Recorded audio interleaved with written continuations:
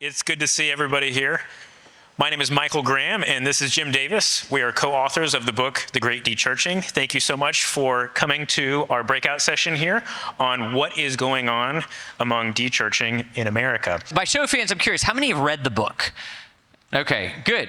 So thank you for reading. The rest of you are getting a primer right now on a lot of what we did. And this part actually we don't cover as much in the book, but how we began this project.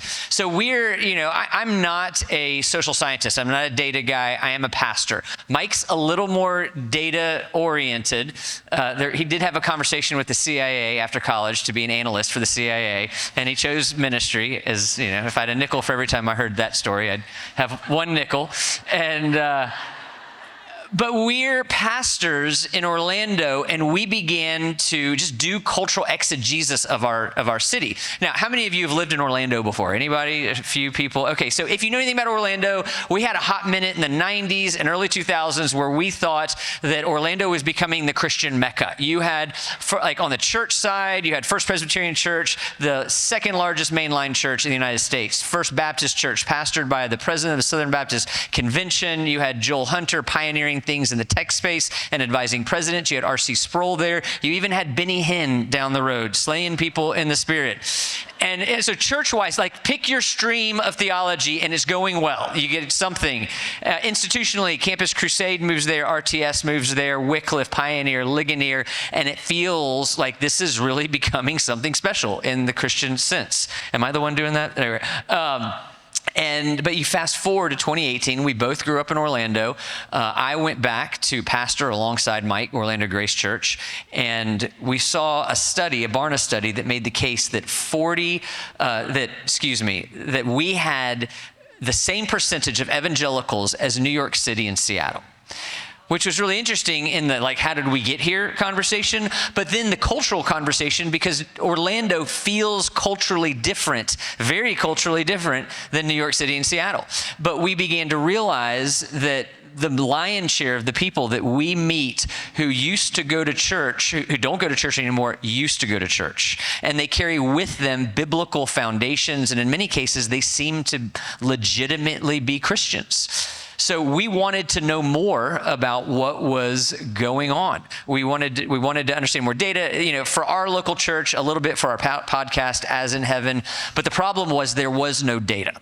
We couldn't find it. My wife was getting a graduate degree at RTS, and she wanted to do her apologetics final research paper on dechurching, and the professor said, well, that sounds great, but there's nothing to research. There's nothing. And then anecdotally, one other thing happened. I was giving a 10-minute talk on dechurching at a global donor event for a men's ministry, and I was opening for Max Lucado.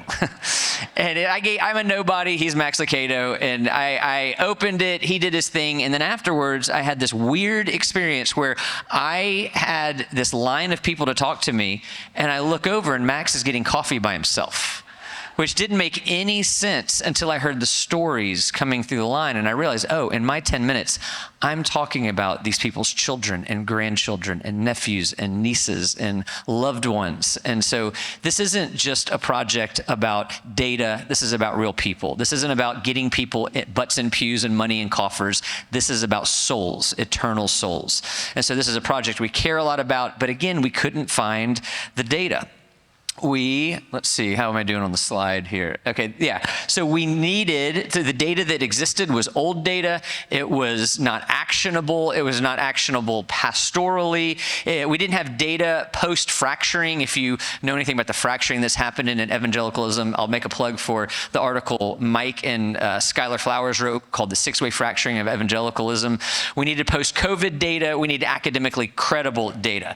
So what we did is we commissioned Ryan Burge, who if you're interested in data in the Christian realm, he is the guy. Everyone should subscribe to his Substack. It's amazing. But we commissioned him to do the largest and most comprehensive nationwide academically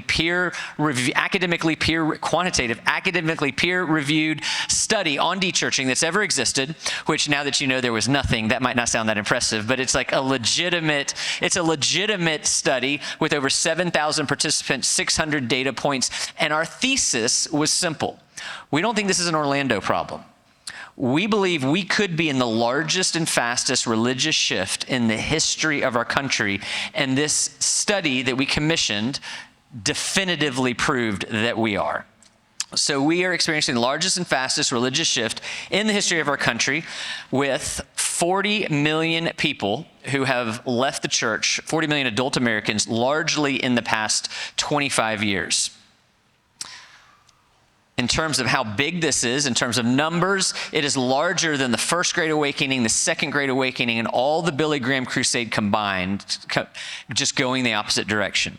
In terms of percentage of our country, the previous, well, I don't have this one on the slide up, but the previous largest shift was the 25 years post-Civil War. Our shift is 25% greater in terms of the percentage of population, just going the opposite direction. And now the way that we define dechurching is very important. So you can see here, the way that we define it is adult Americans who used to go to church on a monthly basis and now go less than once per year. The reason that's important is because how many people only come to your church once a year, maybe on Easter or Christmas Eve? They're still churched people, according to our study. We wanted to go the most conservative and responsible route in our research, but you could make an argument that this problem is a lot bigger than even our study shows. There's 60 million Christmas and Easter only types. There you go. Yeah, so it is funny, like when we got the data out, like where there's a big spreadsheet when it all came back, and Mike and Ryan Burge are looking at the spreadsheet, and they're like, this is incredible. I can't believe what we're learning. I can't believe what we're seeing. I literally felt like I was looking at the Matrix. Like I had they had to, the learning curve for me on that side was large. Most of this dechurching has happened in the past 25 years. And then here you can see, this is a timeline largely of the past 100 years, 110 years, and you can see the spike, the real spike, begins to happen in the 1990s. Now, any social scientist would tell you spikes don't come out of nowhere, and they would be right. You can talk about 1776. You can talk about immigration policies, progressive theology. We're not going to cover that in this talk, but there's a lot that led up to it. But in the 1990s, I have a laser pointer. Okay, so 90s, we're talking about this section right here where it really begins to happen in earnest. And we're going to talk briefly about why. But are you controlling it from here? No. You just following along? Okay, I didn't know if my clicker was working or not. So when you get over to this graph, you can see there is this long-held understanding, it's been well studied, the relationship between the economic development of a country and its religiosity. So the more economically developed a country is, the less religious it tends to be, and vice versa. So interestingly enough, you have this little island up there, this green island, the United States of America. We don't fit that paradigm. We are what social scientists call stubbornly religious. And if regression to the mean is a thing, humanly speaking, and we know that it is, you can see how much further we have to go if we continue down this path. All right. Why the 1990s? Very briefly, 4 important things. Who was alive in the 1990s? All right. So there's a fair. So I'm old enough to remember a time. You look at the fall of the Soviet Union. I remember a time where if someone were to say, I'm no longer a Christian, it wouldn't have been crazy for the next question to be, well, are you a communist? Like that was the next, and like the younger people on our staff team, they can't believe that was a thing. That was a thing. Anybody else remember that? Yes, that was a thing. Because we were the Christian Americans in a Cold War against the godless atheists. It was it's no coincidence that it's under the Eisenhower administration as Cold War propaganda that we got In God We Trust on our money and Under God in our pledge. So when the Soviet Union fell, now you could be both a patriot and not a Christian, largely for the first time. Then quickly you have the rise of the internet. You have 1994 internet cafes are available. 97, it's in most of the schools and libraries. And so you could comfortably pursue other worldviews in a way that you couldn't in most parts of the country. Then you have the rise of the religious right. You have people who are highly syncretizing politics and Christianity. And a lot of people said, if that's what Christianity is, I'm out. And then at the end of the 90s, really the early 2000s, 9/11 happened. And overnight, our national enemies went from being godless atheists to being religious fundamentalists. And people said, if that's what religion does, then I'm out. And now the dechurching you see in the 90s is largely on the secular left. It's largely out of the main line in Roman Catholic tradition. And we would argue these people were probably not Christians, and these were excuses or opportunities for them to embrace what they already knew to be true inside of them. So why are people dechurching now? You know, if your information diet is more to the left, you're going to hear it's the church's problem. Things like racism, misogyny, clergy scandal, clergy abuse, Christian nationalism. If your information diet is more to the right, you're going to hear it's the culture's problem. Secular progressivism, the sexual revolution. What's interesting is both are right and both are very wrong. So they're right in that, yes, those stories are out there. They're wrong in that neither story describes the lion's share of dechurching that's happening in the United States. The number one reason for dechurching in the United States is simply, I moved. That's the number one reason. So of the 40 million people who dechurched, 30 million did so casually. They did so unintentionally. They moved. Attending was inconvenient. There was a family change, became a single parent, something like that. So they're not leaving in the ways that one would want to get loud on Twitter about. So the other stories are loud and they're on Twitter, but this is the lion's share of what's going on. Now, of course, that leaves 10 million who we call the dechurched casualties, and there are pain points. They did dechurch intentionally. They didn't fit within the congregation. There was suffering. There was church hurt. There was clergy scandal. And we wouldn't want to we wouldn't want to dismiss that in any way. We're just trying to put it in its proper proportion. So what we want people to know is that the dechurched in our midst, they are not a monolithic group. They're going to need different levels of engagement. Some you're going to be able to nudge, and they are going to come right back. One invitation is going to cause them to come back. Some people are going to need to be in your, at your dinner table before they're going to be back in a church, and some are really going to need to be in your life for years or decades, and very likely need the Holy Spirit to do something in the heart that none of us are able to do. But under the banner of the dechurched are not monolithic, I'm going to hand it back over to Mike. So in our study of the 40 million dechurched in America, and just everybody who's holding up their taking pictures and whatnot, hey, at the very end of this presentation, I'm going to give you my actual email address, and so I'll save your phones and your the storage on your iCloud, and you can just email me TGCW presentation. I'll send you a PDF of the whole thing. Okay, so. Of the 40 million people who left, I think you're about to get a lot of emails. I'm just saying. That's good. I'm used to it. It's all right. All right. So of the 40 million dechurched people, 15 million of those people left evangelical churches. So I'm going to show you 4 profiles, and this is of the 15 million people who left evangelical churches. Now, the first of these profiles, the cultural Christians here, this is 8 million of those 15 million. The next 3 are basically 2.5 million each, okay? So just in terms of size. Now, the reasons why people left, their willingness to return, and all sorts of demographic information about each of these different groups varies extremely widely. And so how we relate to each one of these groups needs to be very, very different. Those levels of need, whether that's nudge, dinner table, or years and decades, and all sorts of relational wisdom. And just so you know, we're going very high altitude here. You really ought to read the Great Dechurching book. We're covering maybe 5% of the insights in terms of what it looks like to engage with these folks. So, that being said, let's talk about the cultural Christians first. Okay, they trend more male than female.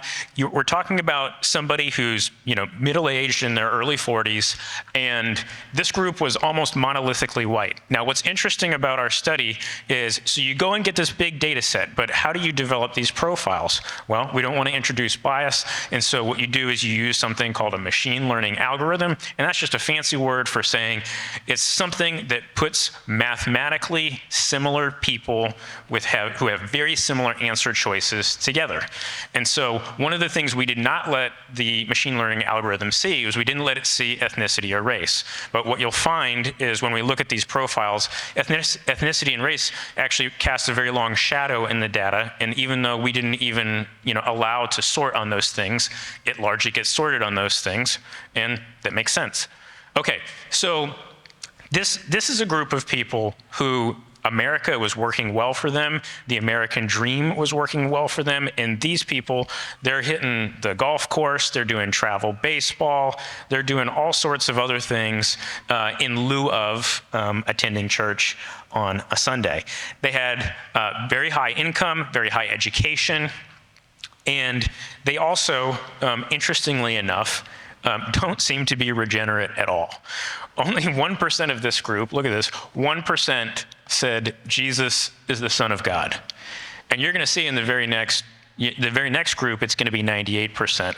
And so this is really important. This is probably a group of people who were probably never Christians to begin with, or certainly at the point when they took this study, whatever previous belief that they had is no longer there. Now, here's what's interesting. Of the 15 million people who left evangelical contexts, it looks like about 5 million of those 15 million still do hold to what we would call Nicene Creed level orthodoxy. And so what we're talking about, when we're talking about the dechurched, we're not necessarily talking about people who have all left the faith. It looks like to us, at least 1 out of 3 of the people who left evangelical churches still seem to hold to the core tenets of the gospel. So that's important for us to understand. Again, we're not dealing with a group of people who's monolithic. And so this group trended center-left politically, but what was interesting is they're not terribly woke. So look, data is always more complicated than the stories that we put around them, okay? And people are more complicated than the stories that we put around them. So we want to treat people in ways that, with curiosity, and so how we listen to, and engage with people. Okay, so what does this group of people need? Before we cover what they need, here's why this group of people left. Number 1, attendance was inconvenient. 2, their friends weren't attending. 3, they moved to a new community. 4, suffering changed their life in some way. There's some things that show up here that don't show up in some of the other profiles, like I wanted to be able to personally express my gender identity. I chose to worship completely online, scandal in the clergy and the broader culture, and the church was too restrictive of their sexual freedom. Okay, now, what's interesting is that half of those 8 million people said that they would be willing to return to an evangelical church right now, okay? 4 million people, okay? And these are the reasons why they said they would be willing to return. Number 1, new friends, lonely and want to make new friends. Supernatural phenomenon, which is interesting. It's the only time that shows up. It's like the way we understand this is like I go home and the Bible is floating in my kitchen. Like that's. A friend invites me, spouse wants to go, move and want to make new friends, a good community. What's the refrain here? What's common among all of this? It's relationships, okay? And look, is this rocket science? No, it's not. This is very simple stuff. Okay, what does this group need? Number 1, they need a sincere community. Number 2, this group, even though they're doing well financially and education and it seems like in life, they're really struggling in mental health. And kind of that's true. When you compare people who are going to church versus people who are dechurched, the mental health of those who are attending church is vastly better than those who are not. We unpack that in the book. You can read about it. I think it's pages 29 and 30. All right. I didn't even know that. This group very much needs sound doctrine and spiritual formation, okay? It's either they didn't get it or they weren't listening.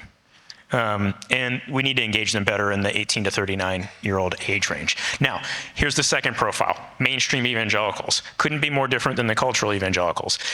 This is the most low-hanging fruit. 2.5 million people, 100% of this group is willing to return to an evangelical church today.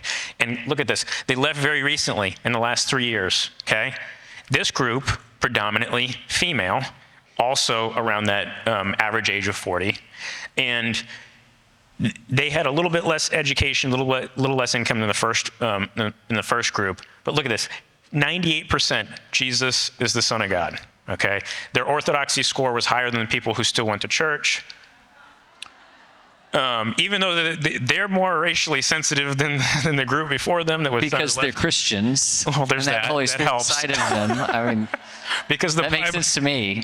Because the Bible encourages us to those things, yes. And then, okay, so why did they leave? Number one, they moved. 2, attendance was inconvenient. 3, COVID-19 got them out of the habit. 4, some kind of family change. Didn't fit within the congregation, didn't experience much love within the congregation, okay? Now, most of these reasons of why this group of people left are in the casual variety. Same with the first group too. I would say that most of these two groups are comprised of the casual dechurched. Okay, now, why did this group of people say they'd be willing to return? New friends, God tells them to go back in a significant way, they find a church that they like, they begin to miss church, they feel the distance from God, they find a good pastor, lonely and want to make new friends, and they find a church that takes doctrine and ethics seriously. Okay, there's 3 things that are important about this group, what they're looking for. They're looking for the Holy Spirit's moving on them, okay? It seems that, when you look at these answer choices, God's definitely moving. They're feeling distance from God. They're looking for a healthy local church, and they're looking for a place where there's good community. So this is not rocket science. What Jim and I have experienced anecdotally is this profile is really easy to spot. They don't dislike church. They think that they're going to go back to church. They just, for whatever kind of silly reason, they're just kind of out of the habit of going to church. 100% of the time that Jim and I have run across somebody who's in this profile, when we just simply said, hey, would you like to come to church with me, this Sunday? And maybe we'll go out to eat after. 100% of the time they come. This is the person that just needs a nudge. So if you don't hear anything else for the rest of this time, just know this profile, know when to spot it, and just, we want to inspire you to take relational risk, okay? Take relational risk. Especially for this profile right here, you're not gonna lose your relationship over inviting somebody like this. Okay. So what do they need? They need a nudge. They need a church that's going to take doctrine and ethics seriously.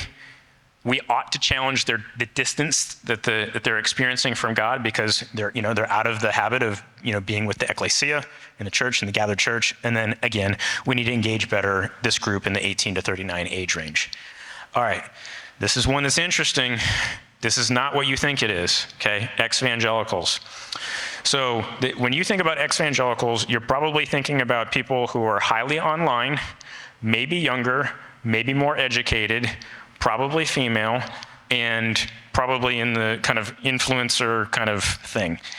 What we found is, while that is a thing, okay, and most of those people are also either deconstructing key doctrines of the faith, things of the Nicene Creed level, or kind of falling apart. By and large, that's not who this group is.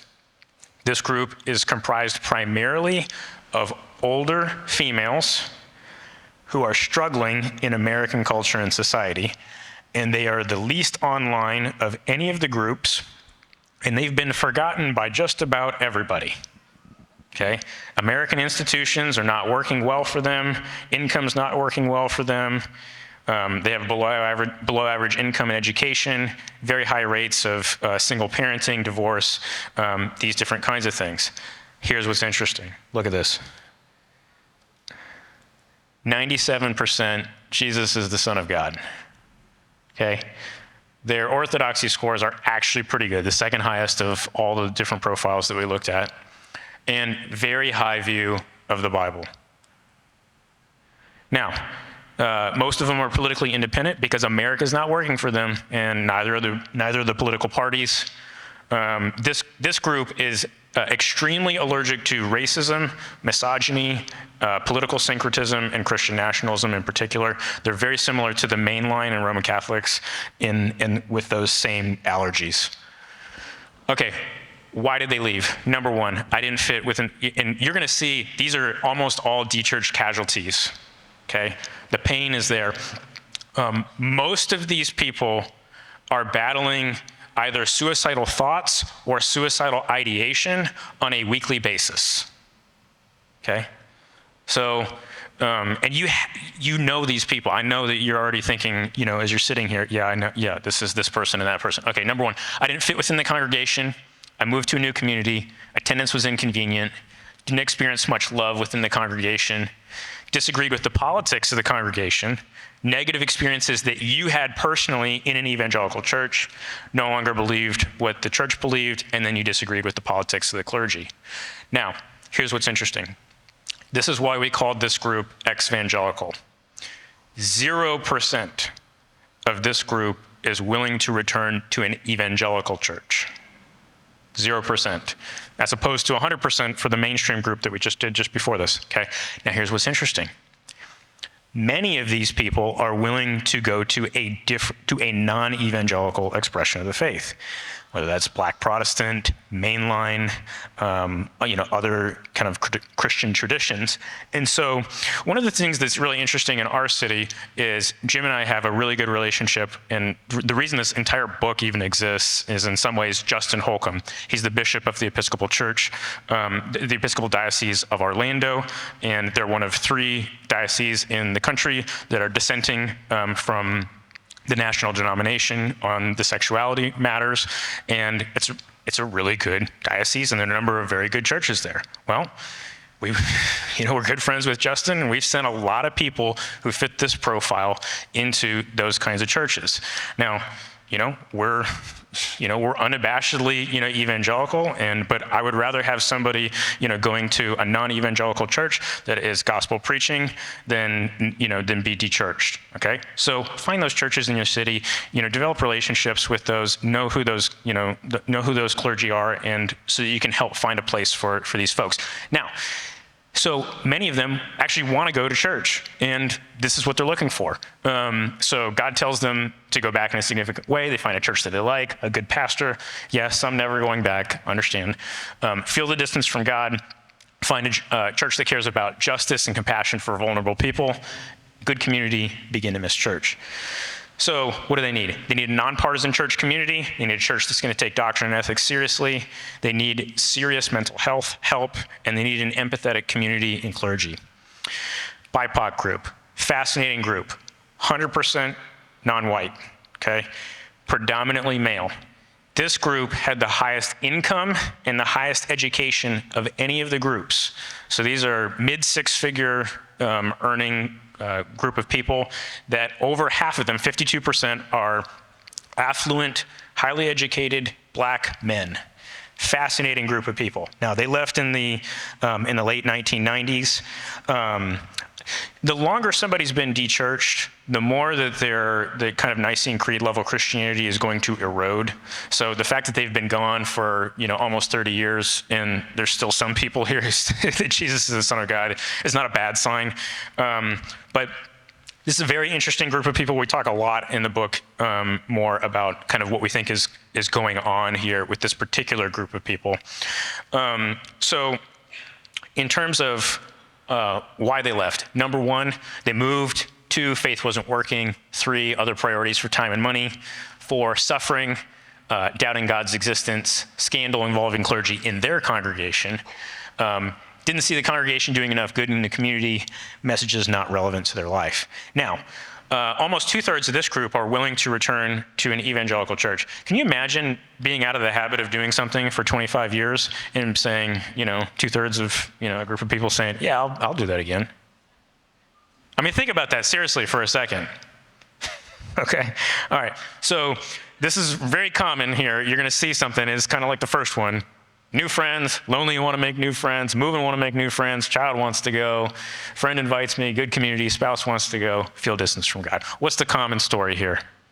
It's relationships, okay? So what do they need? Cultural and emotional intelligence in terms of how we're engaging them. They need deep friendship, sound doctrine, and spiritual formation. This group in particular needs better engagement in the 13 to 30 time frame. I'm gonna let those of you who email me cover the mainline profile. The mainline profile looks very similar to the evangelical profile. The Roman Catholic profile also looks very similar to the mainline profile. You guys can read more. You've got whole chapters on these things in the book. In the interest of time, I'm gonna skip through the mainline. So as you're skipping, one of the things that I've done we have different techniques in our own personal ministry, but I have 4 questions that I ask to figure out what am I looking at here. So do you go to church? Would be my first question. If the answer is no, did you grow up going to church? If the answer is yes, then I know they're dechurched. And then I'll ask them, why don't you go to church? And I'll know, are they casually dechurched? Are they dechurched casualties? And I'll ask, who is Jesus to you? Or Mike asks a lot, are you a person of faith? And what role does that play in your life? And those 4 or 5 questions, you can nail who you're looking at. And again, we're batting 1,000 on inviting the mainstream dechurched evangelicals back to church. So one thing I want to do is spend a few minutes talking about myths that we have debunked, either in our research proper or in adjacent research that we brought into this. So the first myth is that people leave because of negative experiences in the church. So that does happen, but we've already covered the lion's share is not that. They're not leaving primarily because of negative experiences. Number 2, young people are leaving because of secular university. We have definitively proven that higher education is not taking our young people away. Ryan Burge has done more work on this after we did this research. The more education an evangelical has, the more likely they are to continue going to church. If you have a graduate degree and you grew up evangelical, you are 8 times less likely to dechurch than somebody who only had a high school graduation or some college. Yeah.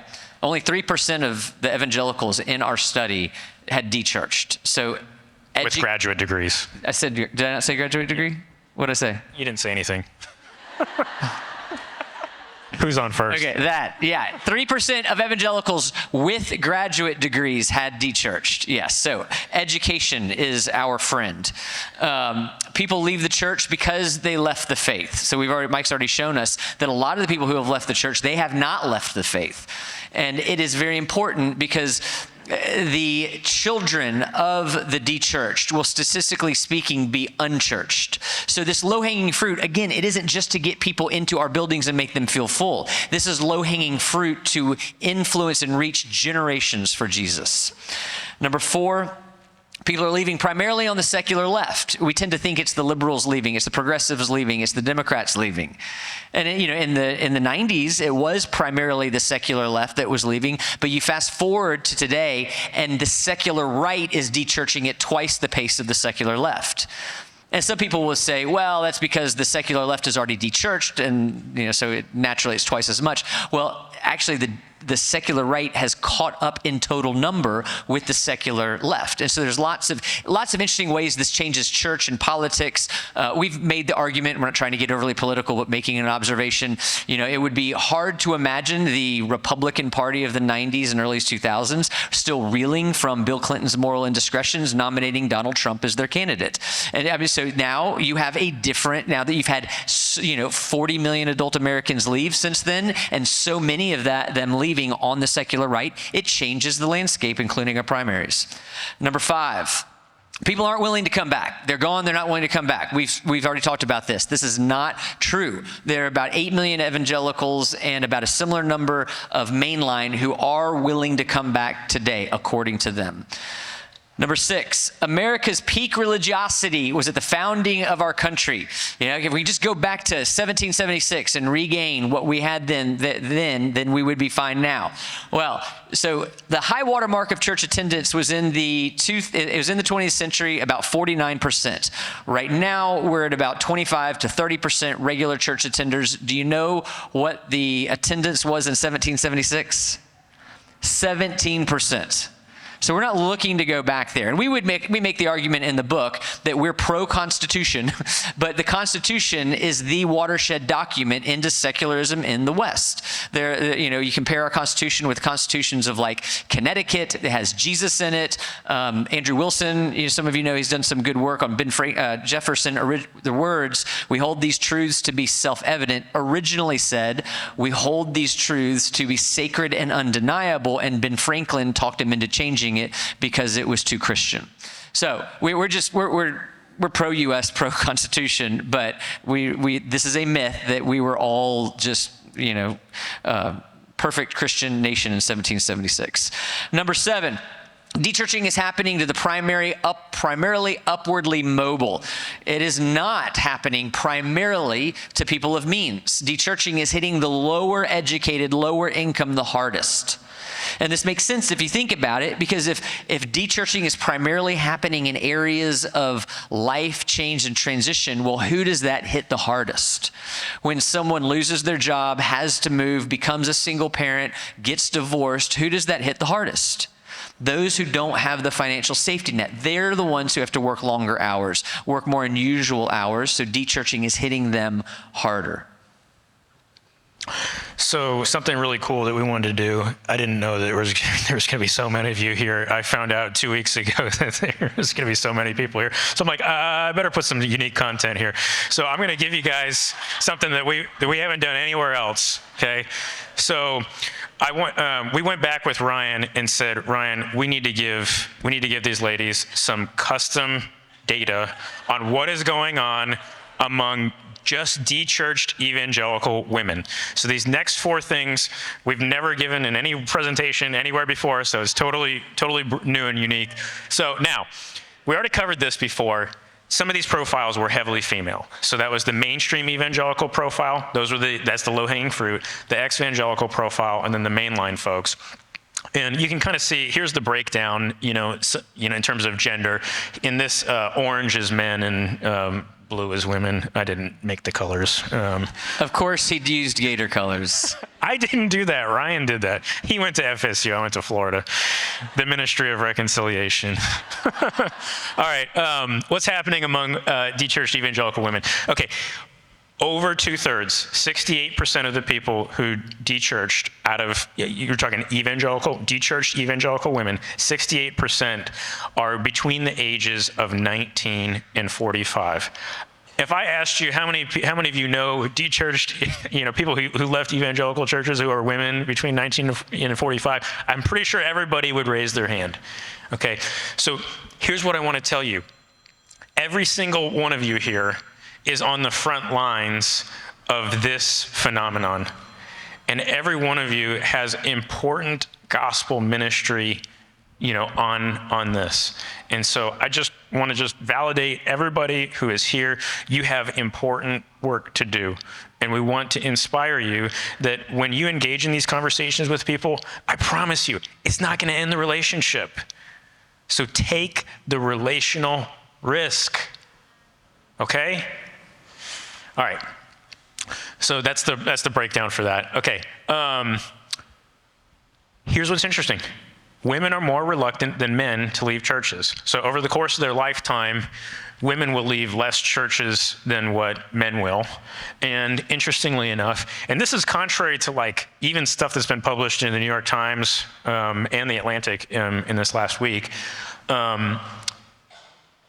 highly educated women are not leaving evangelical churches in the ways in which they've been written about more recently here in the media. If you look at this, actually, more educated men are more prone to dechurching than it is women. So again, data is often more complicated than the narratives and the stories that we put around them. So the whole point of all, why do you go and get data? So you can get good information so that we can act based on reality as opposed to, a caricature of reality. So as I promised before, Jim's going to talk about some low-hanging fruit here on this, but as he's doing that, and to tee that up, I want to make everybody aware of, and you can see this on the Keller Center website, we do have a cohort that's coming up that's very much geared toward, that would be very relevant for this. It's entitled How to Disciple the Next Generation. It's hard to see, but you can see that Melissa and Michael Kruger, who are very common names around here, there'll be some of the people who'll be leading that cohort. In terms of low-hanging fruit, student ministry, ages 13, particularly the time frame of 13 to 30, is just such a critical time frame. And whether we're talking about, you who have maybe a teenage, children, or you're connected to student ministry in some ways, this is something that we put together at the Keller Center to train and equip. And so, with that being said, yeah, I don't need that. Yeah. I would just say, you have in a church, you have a front door and a back door, and we tend to get really motivated and excited about how to open the front door more widely. But what we really, probably the first step is to address the back door and to understand why people are leaving. And so I would just, because we only have like 3 minutes left, we do have a number of pastoral thoughts in the whole second half of the book, but recognize when someone is most likely to dechurch. Like if we can, that would help a lot. So as Mike said, between the ages of 13 and 30, you have high school, for most people college, and then establishing your young professional career. That is the season, age-wise, you're most likely to dechurch. There's some things that we're doing in our context to try and really reassess how we come alongside parents in the discipleship of their kids. We know they're not outsourcing it to us, but we're trying to come alongside. I actually heard an atheist sociologist recently make the case that because of evolution, children are wired to leave their parents' homes. And because of that, they're less likely to listen to what they have to say between the ages of 13 and 25. And because of that, they need other men and women speaking truth into their lives, the same things. And I was like, actually, okay, you're a hair off, but mostly right. Like, I would say God designed children to leave the home, and that design has been marred by sin. But everything else makes a ton of sense to me. Because our youth, I'll say something to my kids. I got 3 teenagers and a 9-year-old, especially the teenagers. I'll say something, it's like, yeah, whatever, Dad. The youth guy says it, and he's like the coolest, wisest guy in their lives. There is something there. So in knowing those age ranges, also likely to dechurch, those who have less money and experience life transition.